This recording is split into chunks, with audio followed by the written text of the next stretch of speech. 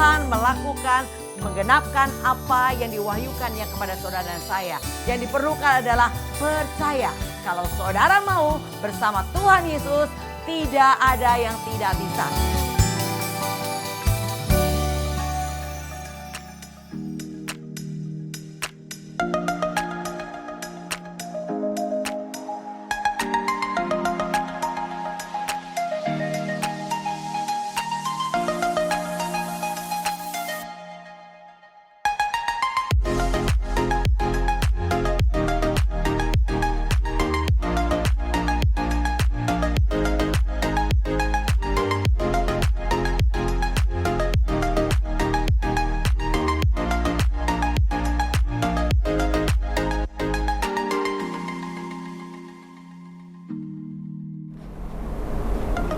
Shalom sahabat Penerobos, selamat jumpa kembali bersama GOB Generation of Breakthrough. Hari ini saya akan bawakan satu tema iman dan pemuritan.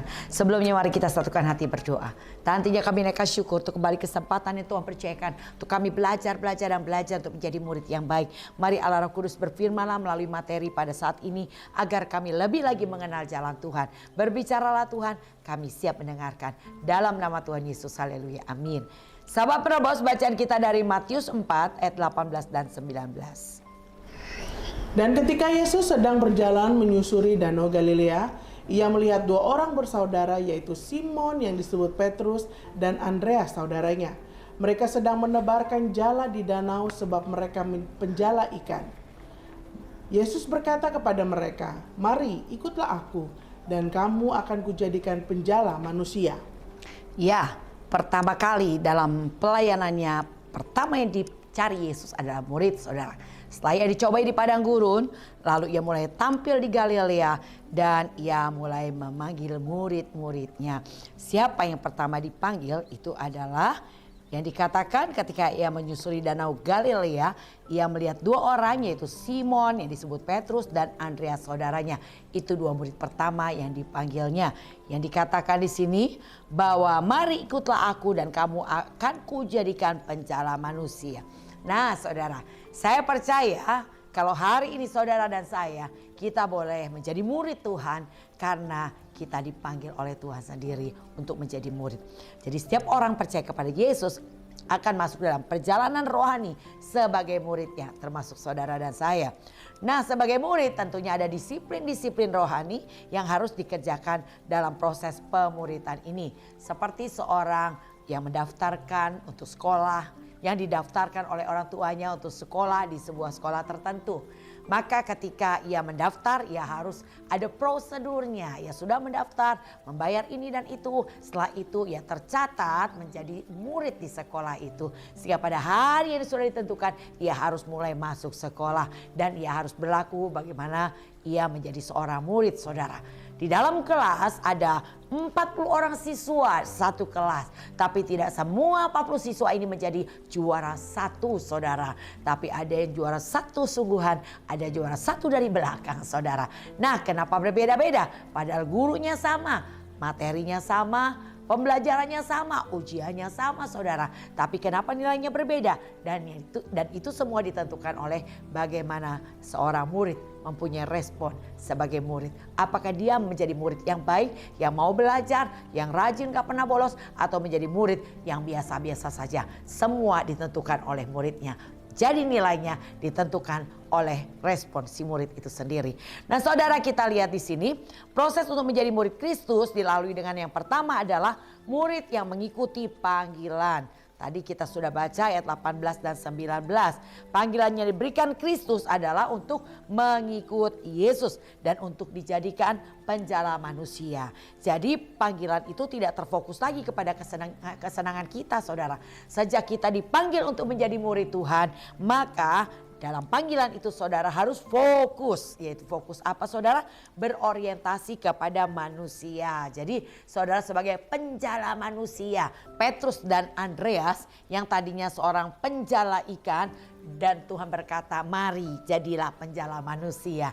Jadi dia fokusnya yang tadinya ikan yang dijala, tapi sekarang fokusnya beralih kepada manusia yang dimenangkan.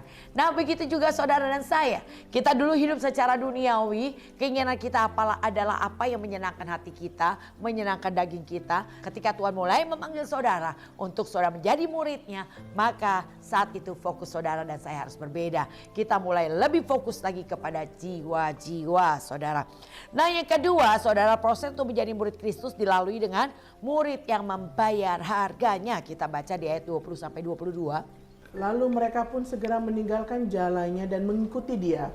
Dan setelah Yesus pergi dari sana, dilihatnya pula dua orang bersaudara, yaitu Yakobus, anak Zebedeus, dan Yohanes saudaranya, bersama ayah mereka. Zebedeus sedang membereskan jala di dalam perahu. Yesus memanggil mereka. Ya, jadi dikatakan ada dua orang kembali yang dipanggil, yaitu Yakobus dan Yohanes saudaranya. Nah dikatakan ia sedang membereskan jala dalam perahu dan Yesus memanggil mereka. Dan mereka segera meninggalkan perahu serta ayahnya lalu mengikuti dia saudara. Nah begitulah saudara, Tuhan berkata kalau mau ikut aku yang pertama syaratnya sangkal diri, pikul salib setiap hari, baru ikut aku gitu ya. Jadi kalau saudara mau ikut Yesus, saudara harus beralih fokus saudara.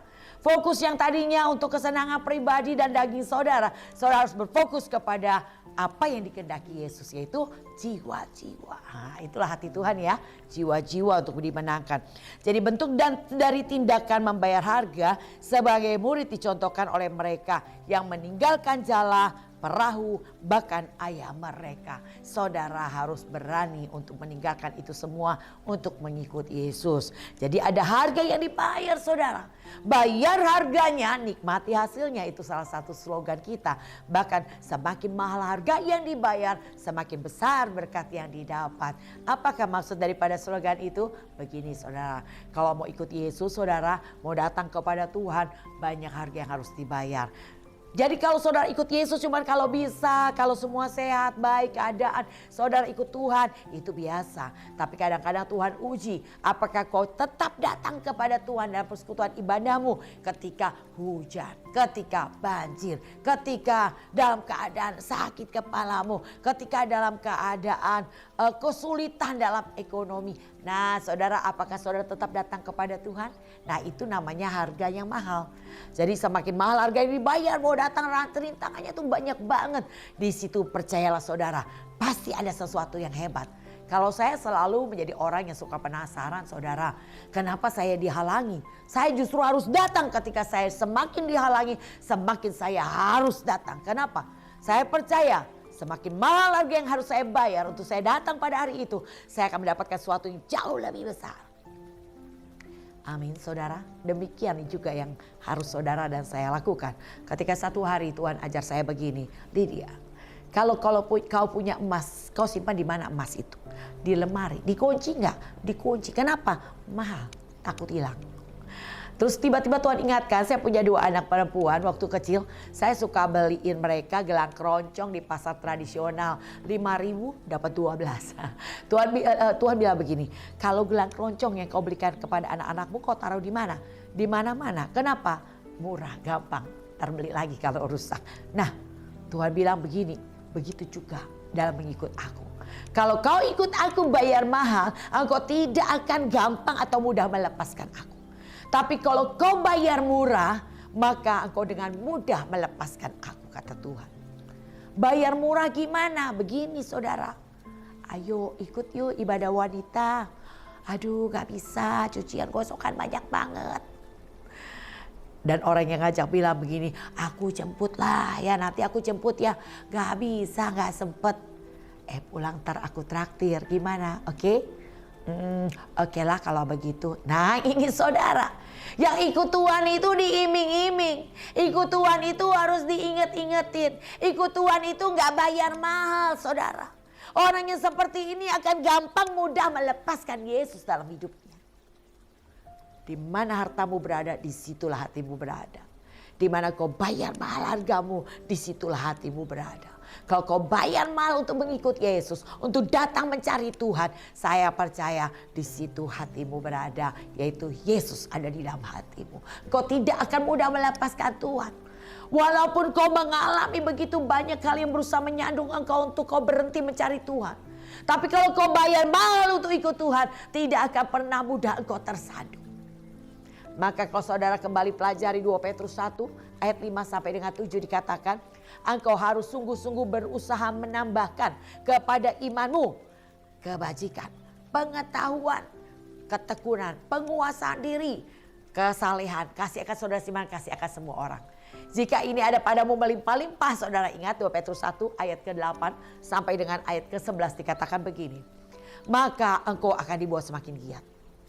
Kalau saudara adalah orang yang sungguh-sungguh berusaha menambahkan kepada iman saudara kebajikan, pengetahuan, ikuti semua aktivitas di gereja lokal, maka engkau akan dibuat semakin giat.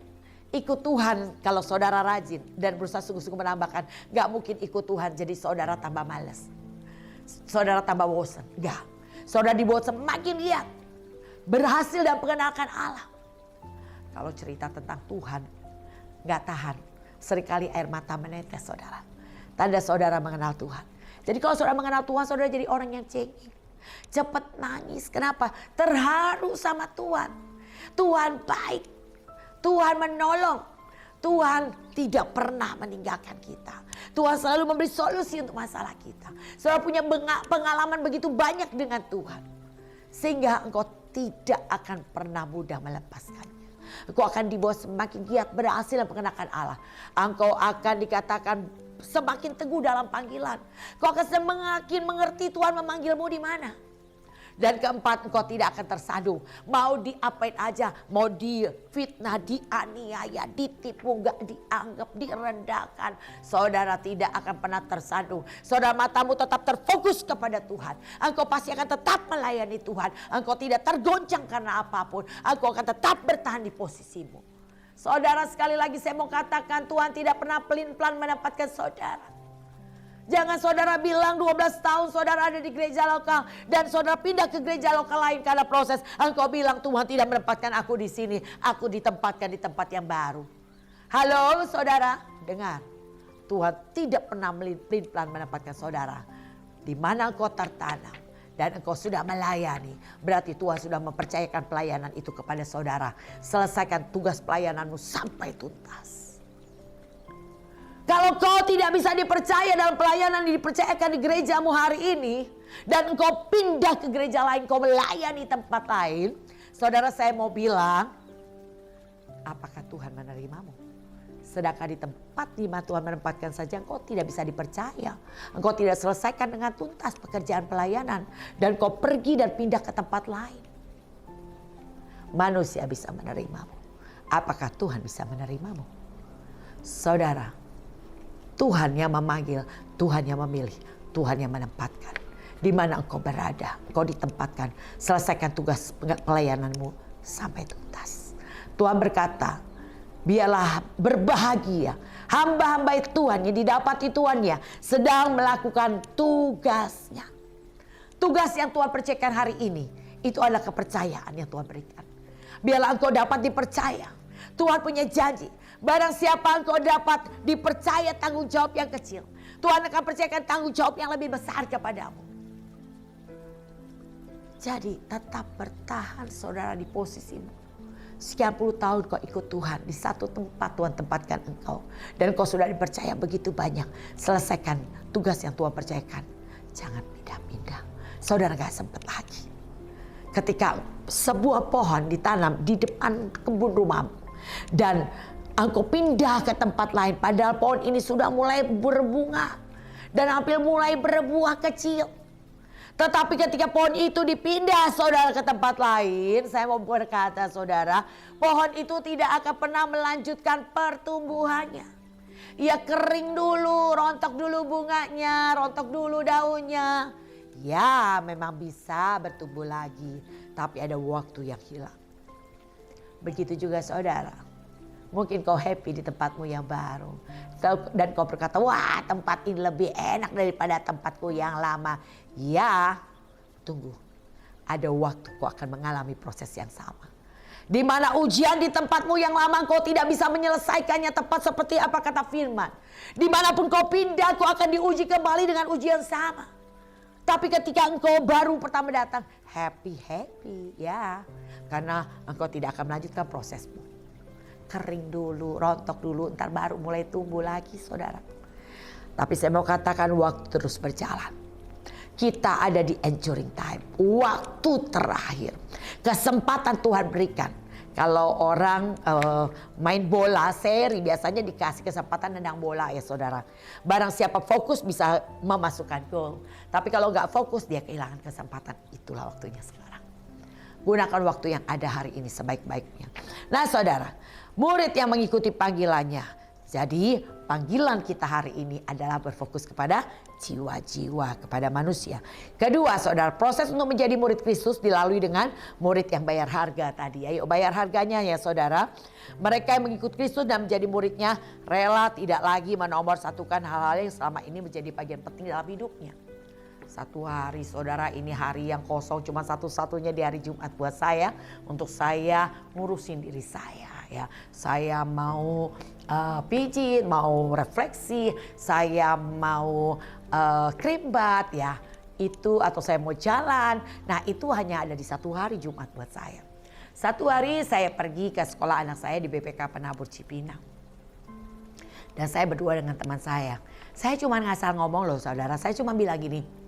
Karena saya melihat banyak ibu-ibu nih yang pada duduk-duduk makan sana makan sini. Lalu ada yang jalan sana jalan sini ngerumpi ngegosip saudara. Karena saya sudah membuka beberapa persekutuan doa orang tua murid. Dan saya bilang sama teman saya. Kalau aja ada yang tinggal di sini dekat dari sini mau buka rumahnya buat PD kita buka persekutuan doa di tempat ini ya Bu. Saya bilang iya kata teman saya. Nah saya lagi makan bakso nih saudara. Tiba-tiba di belakang saya ada tukang kue. Dan ada dua orang yang lewat. Dan tukang kue ini bilang, Cici katanya. Sekarang tinggal di mana katanya gitu. Dan si ini bilang gini, oh saya lagi nginep di rumah adik saya nih baru pindah di sini. Waktu saya dengar baru pindah, nih otomatis saudara saya panggil, Cici. Emang tinggal rumahnya dekat sini, boleh nggak rumahnya dipakai persekutuan doa? Terus orang ini bilang, ya udah ikut aja ke rumah aku dulu Ci katanya gitu. Dan ujung-ujungnya pada akhirnya kita mulai dengan doa dan kita mulai buka persekutuan doa. Tetapi ternyata tidak mudah ya saudara ya untuk merintis sesuatu yang baru. Saya buat brosur-brosur, saya taruh di wiper-wiper mobil yang parkir. Sambil jalan saya bilang saya kayak sales motor nih. Tapi udah nggak apa-apa saya salesnya Tuhan saya bilang. Jadi setiap ibu orang tua murid yang lewat saya datengin, ibu ikut persekutuan doa yuk Bu, saya baru buka di sini.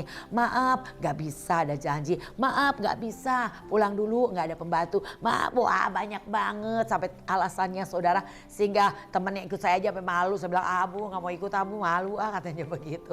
Tapi saya tetap lanjutkan tugas yang Tuhan percayakan. Sampai saya bertemu 3 ibu di halte sekolah. Ibu-ibu ini sedang mau pergi nge-gym saudara ya. Dan pada saat itu saya datang, saya bilang, halo ibu-ibu, ayo ikut persekutuan doa ya Bu. Saya baru buka persekutuan doa di sini. Dan ibu itu bilang, aduh saya udah janjian nih mau nge-gym. Mereka bilang begitu. Saya nyanyiin loh saudara. Saya bilang, carilah dulu kerajaan Allah dan kebenarannya. Semuanya akan ditambah padamu. Haleluya, haleluya. Mari ibu-ibu. Saya bilang, cari dulu kerajaan Allah. Latihan badani terbatas gunanya, tapi ibadah berguna segala hal. Ayo Bu. Ternyata ada satu ibu ketua wanita bijak saudara. Penuh dengan Roh Kudus dan beliau bilang ya udah deh ayo ikut. Ternyata mereka ada 3 orang yang ditanam Tuhan untuk persekutuan doa sampai hari ini tetap berjalan saudara. Dari anak-anak SD sampai sekarang anaknya selesai kuliah. Ada yang sudah bekerja bahkan udah ada yang mau merit saudara. Mereka tetap banyak yang masih bersama-sama dengan saya. Dan 3 ibu ini satu sudah dipanggil Tuhan lulus duluan saudara. Yang 2 masih tetap setia bersama-sama. Wow saudara. Betapa sukacita dan melayani pekerjaan Tuhan ini. Nah saudara, murid yang membayar harga itulah yang harus saudara lakukan. Bayar harganya ikut Tuhan saudara. Dan ketika saudara melakukannya, saudara akan menikmati hasilnya hari ini ya saudara. Nah jadi saudara, yang paling utama sekarang adalah pribadi Kristus. Dan hal ini tidak tergantikan oleh apapun. Dan itulah yang membuat saya semakin bermegah di dalam Tuhan. Saya bersyukur dan berterima kasih sama Tuhan. Kalau hari ini saya masih layak melayani Dia. Saudara, melayani Dia adalah kehormatan, itu hendaklah saudara ketahui. Melayani Tuhan jangan jadikan itu beban bagimu. Karena ketika kau dipercaya oleh Tuhan, Tuhan juga akan memperlengkapi engkau dengan segala kemampuannya. Saya merasa melayani Tuhan sangat amat tidak berat. Karena saya tahu bukan saya, tapi kasih karunia Allah dalam panggilannya yang memampukan saya untuk melakukan tugas pelayanan ini, saudara. Dan Tuhan terus melatih saya untuk saya tetap fokus kepada Tuhan di tengah kesibukan yang semakin bertambah-tambah. Jadi saudara, bayar harganya. Kau akan nikmati hasilnya. Saya sangat bermegah bisa melayani Dia. Kalau dulu saya bekerja di sebuah perusahaan konglomerat dengan jabatan, dengan gaji yang lumayan, saudara. Tetapi hari ini saya jauh lebih bangga. Karena saya tahu kepada siapa saya bekerja. Saya bekerja kepada Tuhan sendiri, konglomerat di atas konglomerat. Dia ada penguasa alam semesta ini. Dan fasilitas yang diberikannya, wow, 7 keturunan, saudara. Janji Tuhan buat kita. Oleh karena itu, saya memohon, diharap sama Tuhan. Tuhan, layakkan aku tetap melayani-Mu, Tuhan. Layakkan aku tetap melayani-Mu, Tuhan. Saya perlu anugerah dan kelayakan untuk bisa melayani Tuhan. Saya perlu anugerah untuk anak-anak saya bisa melayani Tuhan. Jadi saya memohon kemurahan Tuhan. Jadi buat saya tidak masuk akal saya kalau ada orang yang bilang saya berhenti pelayanan. Saudara dengar, saya mau berkata. Ketika engkau berkata engkau tidak mau melayani lagi, sesungguhnya bukan engkau yang tidak mau melayani, tapi Tuhan tidak berkenan kepadamu. Ada sesuatu yang kau harus bereskan. Kalau saudara dan saya sampai hari ini bisa melayani Dia, berarti Tuhan masih mempercayakan. Berarti Tuhan masih memberikan kemurahannya kepada saudara. Nanti saudara baca Roma 11 ayat 22. Oke, kita baca Roma 11 ayat 22. Sebab itu perhatikanlah kemurahan Allah dan juga kekerasannya, yaitu kekerasan atas orang-orang yang telah jatuh. Tetapi atas kamu kemurahannya, yaitu jika kamu tetap dalam kemurahannya, jika tidak kamu pun akan dipotong juga. Iya, jika kita tidak tetap dalam kemurahannya, dipotong, saudara. Kalau di ayat 21 ini dikatakan, mereka bangsa Israel yang orang pilihan yang asli, saudara, itu aja mereka dibunuh, dibinasakan di padang gurun. Kita siapa? Kita cuma cangkokan, saudara. Kita cuma orang-orang yang peroleh anugerah dan kemurahan Tuhan untuk ikut ambil bagian dalam kekekalan. Nah, saudara, yang ketiga kita pelajari bagaimana dikatakan proses untuk menjadi murid Kristus dilalui dengan yaitu murid yang meneladani gurunya. Kita baca ayat 23 sampai dengan 25. Yesus pun berkeliling di seluruh Galilea. Ia mengajar dalam rumah-rumah ibadat dan memberitakan Injil Kerajaan Allah, serta melenyapkan segala penyakit dan kelemahan di antara bangsa itu. Maka tersiarlah berita tentang Dia di seluruh Syria, dan dibawalah kepadanya semua orang yang buruk keadaannya, yang menderita berbagai penyakit dan sengsara, yang kerasukan, yang sakit ayan, dan yang lumpuh. Lalu Yesus menyembuhkan mereka. Ya, jadi murid-murid itu dilatih oleh Tuhan Yesus sang mentor agung, ya saudara. Dengan berbagai contoh, yaitu dengan mengajar, murid-murid ikut bersama Yesus ketika mengajar, memberitakan Injil, menyembuhkan yang sakit dan juga mengusir setan. Yesus memberi contoh kepada mereka. Jadi murid-murid dikatakan, kalau saudara baca Yohanes 12 ayat 26. Barang siapa melayani aku, ia harus mengikut aku, dan di mana aku berada, di situ pun pelayanku akan berada. Barang siapa melayani aku, ia akan dihormati Bapa. Ya, di mana Yesus berada, disitulah murid-murid berada, ya saudara ya. Dan barang siapa melayani Tuhan, maka dia hormati oleh Bapa. Wow, saudara. Nah, oleh karena itu saudara, demikianlah kita sebagai murid Kristus, hendaklah kita selalu berada di mana Yesus berada. Di mana Yesus berada, saudara? Di dalam ibadah. Dikatakan 2-3 orang berkumpul dalam namaku, di situ Tuhan hadir. Jadi saya percaya ketika dalam komunitas mereka berkumpul memuji menyembah Tuhan, Yesus hadir di sana. Jadi setiap murid Tuhan harus ada di sana, saudara. Di situ kita akan belajar dan diajar. Jadi hal-hal itulah yang kemudian juga dilakukan oleh para murid sesuai dengan catatan dalam Kisah Para Rasul, saudara. Dan kitab lain dalam Perjanjian Baru, di situ diceritakan tentang bagaimana murid-murid mengajar, murid-murid menginjil, murid-murid menyembuhkan orang lumpuh berjalan, orang buta melihat, murid-murid mengusir setan. Itu didapati ketika mereka berjalan bersama Yesus. Nah, sedemikianlah juga sampai hari ini, saudara. Kita belajar dari mentor agung kita Yesus, tapi Yesus memakai hamba-hambanya untuk menjadi mentor, guru, gembala buat saudara. Nah, hari ini kalau kita mengaku sebagai murid Kristus, maka keteladanan itu juga kita lanjutkan dalam pelayanan kita, saudara. Maka dikatakan ketika si orang kaya dan si Lazarus yang miskin, dua-duanya mati, saudara. Si Lazarus ada di pangkuan Bapak Abraham dan si orang kaya ada di alam maut dan sangat menderita kesakitan. Dan dikatakan orang kaya itu berteriak kepada Bapak Abraham, biar Lazarus turun ke bumi. Karena ada masih 5 saudaraku yang belum diselamatkan. Tapi apa kata Bapak Abraham? Di bumi ada kesaksian para nabi dan para rasul. Untuk itu kalau mereka tidak percaya, maka orang mati bangkit pun tidak dapat mereka percaya. Jadi oleh karena itu, saudara, apa yang saudara baca, apa yang saudara dengar, yaitu dalam kitab suci ini adalah keteladanan yang perlu kita tiru. Dan mari kita lakukan sebagai murid. Karena ini ada buku panduan murid, saudara. Dan siapakah gurunya? Mereka orang-orang yang dipercaya mendahului kita. Dan masuk dalam panggilan sebagai gembala, sebagai penginjil, pengajar, saudara, nabi dan rasul. Mereka punya tugas untuk memperlengkapi kita tubuh Kristus, untuk siap menjadi penuntas amanat agung. Saudara, hari dan waktunya sudah sangat singkat. Kita sedang menantikan hari dan waktu di mana dikatakan malaikat Tuhan mengayunkan sabit ke bumi, maka bumi akan dituai, saudara. Dan sampai dengan tahun 2033 itu adalah masa penuaian, dan penuaian terbesar dan terakhir di tahun 2033, saudara. Dan disitulah kita dikatakan bukan Yesus pasti datang, tapi Yesus bisa datang. Setiap saat, setiap hari, setiap waktu Tuhan bisa memanggil kita dalam panggilan pribadi atau panggilan korporat dalam pengangkatan orang percaya.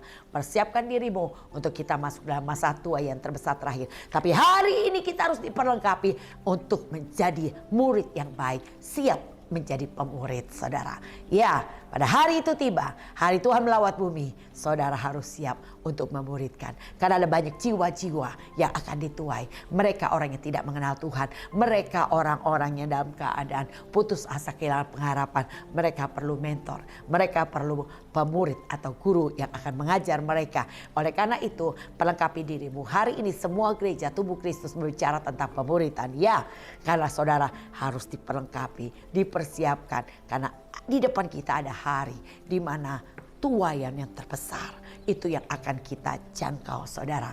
Oleh karena itu semangat, saudara. Saya percaya Roh Kudus sedang dicurahkan dengan amat sangat dahsyat. Hujan awal, hujan akhir dicurahkan bersama-sama. Dan saudara akan mengalami lawatan lebih dari apa yang dialami oleh para murid di loteng Yerusalem di hari Pentakosta. Ketika lidah api turun atas mereka, maka Petrus dikatakan penuh Roh Kudus. Dia berbicara 2-3 menit, 3.000 orang dimenangkan, memberi dirinya dibaptis. Hai saudara, semangat. Karena di depan kita bukan hanya 3.000, puluhan ribu orang kita bisa menangkan bagi Tuhan. Amin. Karena pengurapan Roh Kudus akan memberi kuasa powerful yang luar biasa. Roh yang berkobar-kobar dan kuasa yang hebat untuk memperlengkapi saudara dalam tugas panggilan saudara menangkan jiwa bagi Tuhan. Tuhan Yesus memberkati. Sahabat Penobos, tetap semangat, tetap antusias, cari Tuhan dan terus bertekun dalam Tuhan. Jadi murid yang baik. Karena inilah waktunya iman saudara bertumbuh di dalam pemuridan. Saya akan berdoa buat sahabat Penobos. Terima kasih Tuhan. Kami mau jadi murid yang baik. Kami mau bertekun di dalam pengajaran. Sebab kami tahu hari-hari ini Tuhan sedang memperlengkapi kami. Mempersiapkan kami menjadi penuntas amanat agung. Ini kami, utus kami. Kami siap Tuhan. Terpuji namamu dalam nama Tuhan Yesus. Tuhan Yesus memberkati sahabat Penobos. Tetap semangat cari Tuhan. Sahabat Penobos, saya tetap mengundang saudara untuk bergabung bersama kami dalam komunitas pemuridan GOP. Saudara boleh catat nomor di bawah ini. Katakan saya rindu bergabung. Saya akan kasih link Zoom buat saudara. Mari kita bertekun dalam pengajaran. Tuhan Yesus memberkati. Salam GOB.